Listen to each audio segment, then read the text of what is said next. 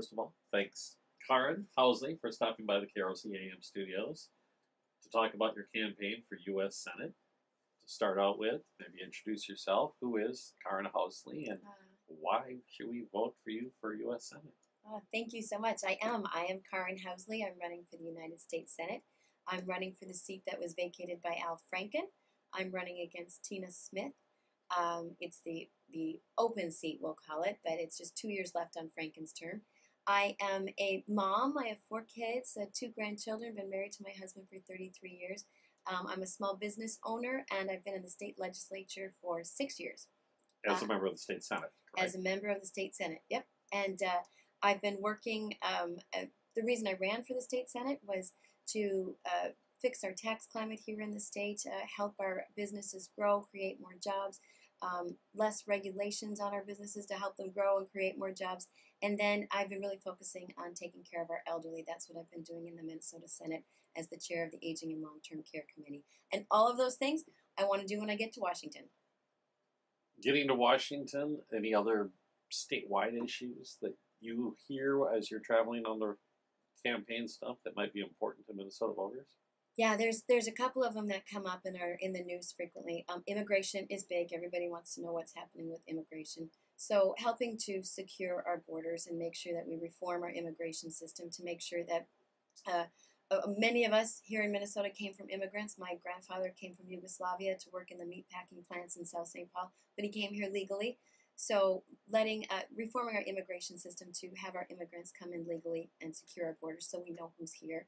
And then the other one is the tariffs. There's been a lot of talk with the tariffs, and the state is very, very diverse.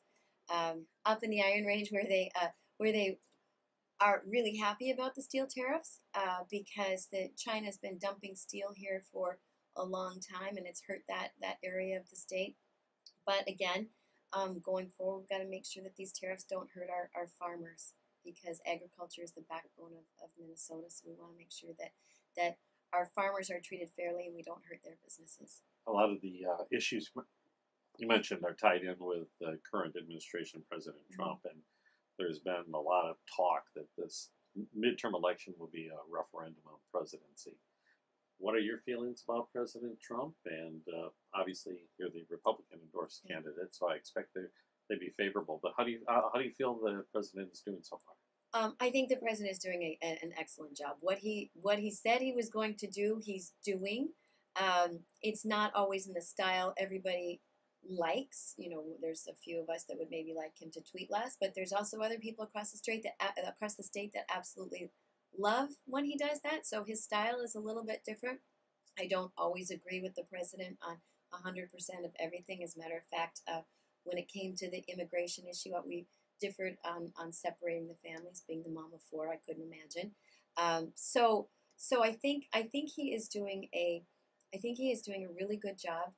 This midterm election, a referendum on the presidency, the left will say there's a blue wave coming, but I don't know if the left has left Minneapolis and St. Paul, because there's a whole big state out there, and I'm not seeing any blue wave. I'm seeing a red tsunami. One of the issues important to Rochester, of course, is health care. And with all the talk during the first year of the presidency about either scuttling Affordable Care, the Affordable Care Act, or reforming it, where are you at on the Affordable Care Act, Obamacare, and would you like to see it scuttled, or do you have ideas on how it could be reformed, made better? Yeah, I was never a fan of Obamacare. I opposed it, and I opposed MNsure here, another level of bureaucracy on top of the Obamacare. I didn't support that.